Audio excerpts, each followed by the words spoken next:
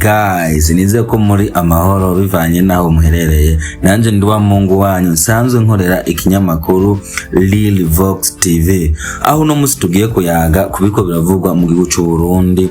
Ku muririmbyi Kiriku Akili hamwe n'umuririmbyi Satubi ndetse n'ishira hamwe ry'umupira w'amaguru mu gihugu cy'u Burundi.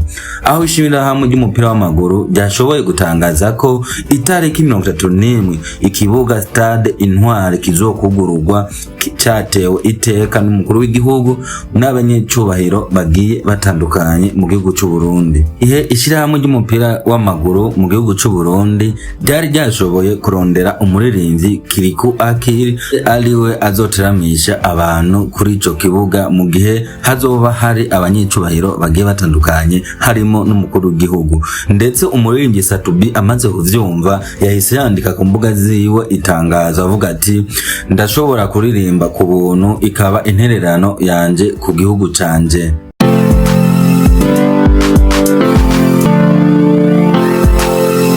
Reka dushobore kwinjira neza mu kiganiro cacu aho tugiye kuyaga kuri bino bintu bitatu: umuririmbyi Kiriku Akili hamwe na Satubi ndetse no kushira hamwe ry'umupira w'amaguru. Reka nshobore kubasomera itangazo ishamwe ry'umupira w'amaguru ryashoboye gushira ahabona ndetse rikagaragaza na afishe y'abazoshobora guteramisha abantu muri ico giteramo ku munsi w'itariki 31 ni mu gihe bazoba bariko barinjira Stade Intwari ku mugaragaro, aho ndetse iyo Stade Intwari isanzwe yemewe n'amategeko guhera kuri FIFA y'isi yose hamwe na CAF ijeje iby'umupira w'amaguru muri Afrika. Ishira hamwe ry'umupira w'amaguru mu gihugu cy'u Burundi ryashoboye gusohora itangazo rivuga ati itangazo ku bakunzi umupira w'amaguru yo muva mu Kagera menyeshejwe abakunzi umupira w'amaguru bose bifuza kwitabira ibirori byo kugurura Stade Intwari ku mugaragaro bizoba itariki 31 z'ukwa mbere mu mwaka wa 2026. Sabwe kwitabira ivyo birori bambaye umupira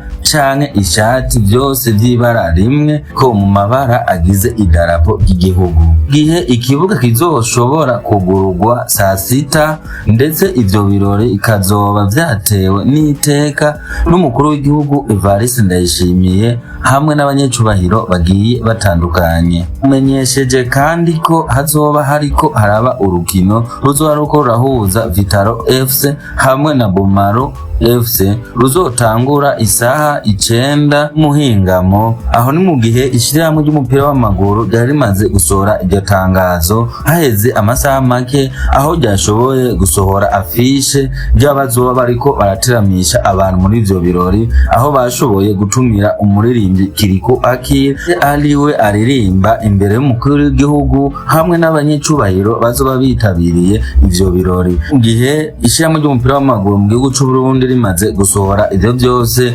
umuririmbyi Satubi nawo yagize icyo ashikirije, aho yashoboye gusohora itangazo ku mbuga yiwe, aho yashoboye kwandika ati iranda basomere n'ivyanditswe n'umuririmbyi Satubi ku mbuga ziwe, aho yashoboye kwandika ati numva ngo Stade Intwari izokugururwa icese ku munsi wa gatandatu. Andanyije ashikiriza ati mbega igikorwa ciza inyuma y'imyaka irenga 30. Uwo muririmbyi Satubi yabandanije ashikiriza ati kubw'ivyo rero nditeguriye kuririmbira abantu ku buntu ndetse ikazoba intererano yanje ku gihugu cacu ciza, ndetse ntumira n'abandi baririmbyi kwitabira ivyo bikorwa. Umuririmbyi nyene yabandanije ashikiriza ati sinzi impamvu ndyohewe cyane nciye kuri Stade Intwari. Umupira w'amaguru hamwe n'umuziki ni ibintu bihuza abantu, bora no gutangaza igihugu kure mu mahanga, abantu benshi bakamenya igihugu mu gihe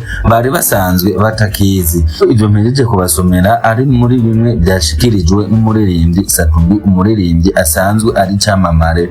Ariko nubwo byagenze uko, haheze akanya gato umuririmbyi Kiriku nawe yagize icyo ashobora gushikiriza kuno muririmbyi Satubi, aho nawe yagiye ku mbuga ziwe yandika ibi ngiye kubasomera. Aho umuririmbyi Kiriku Akili yashoboye gushikiriza ati akantu kose unyumvisemo ubu tushaka kukivangamo nugushaka kuba aho ndi canke nishari.